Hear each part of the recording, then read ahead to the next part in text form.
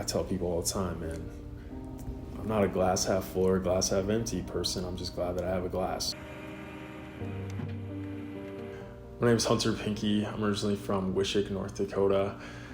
Graduated from the University of North Dakota in 2021 and am now a Master of Architecture student here at the University of Arizona.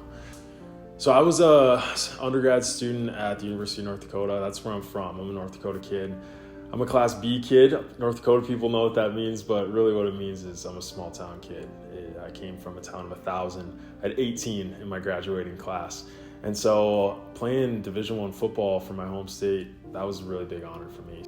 So I always thought I was going to be a basketball player. My grandpa is my biggest role model. He's still, to this day, probably my best friend. And so I just wanted to be like him growing up. I wanted to play basketball. And so I set my mind to it. 5th grade, I made the decision that I was going to play Division I basketball.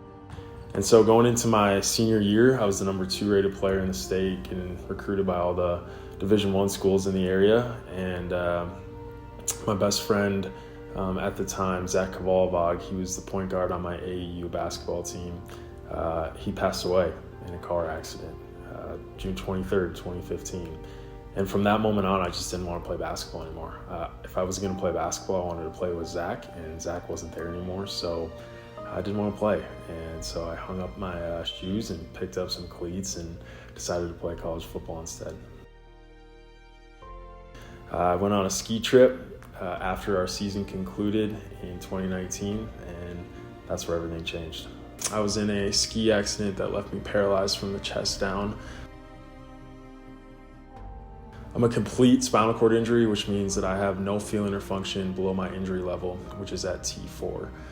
So now I am here at the University of Arizona, pursuing a master's degree and also doing some adaptive athletics.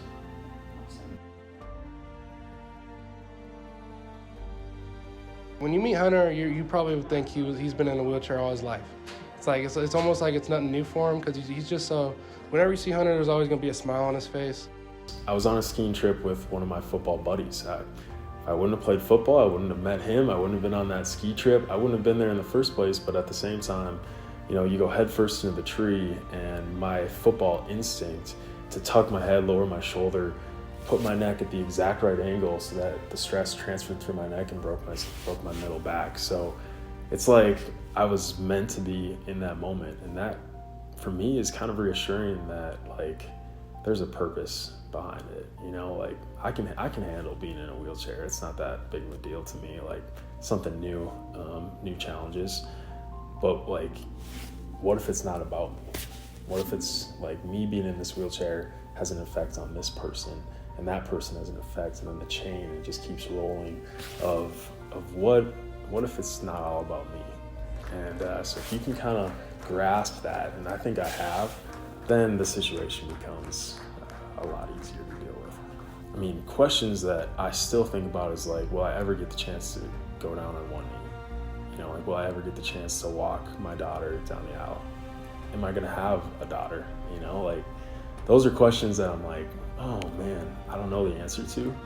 And that's where you kind of have to fall back on, faith and more of living the moment, I think, because you start worrying about that stuff, and that's a slippery slope. So I guess if I were to tell people one thing about life that I think I've been able to experience is that you're still here.